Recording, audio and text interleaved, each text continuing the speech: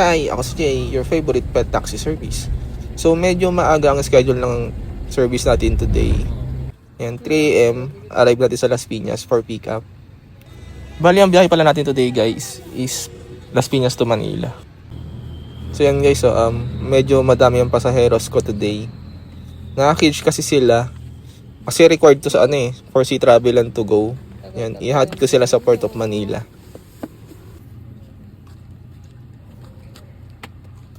Yan, dami nila guys.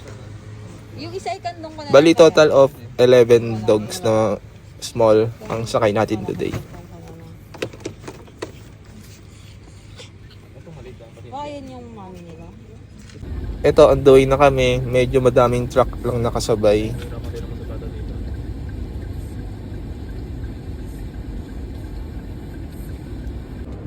Yan, tapos mga around 4 AM nakarating na kami sa port. Yan, ready na sila for by checking. Yan.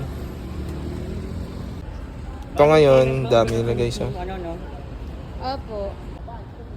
Tapos guys, pagdating sa port, yan, dumiretso agad ako sa bay para i-process yung mga permits nila. Yun lang, mga 5 AM na ata kami natapos dito. On the way home na. Sa mga gusto pala mag-inquire guys, PM nyo lang ako. Thank you, follow for more.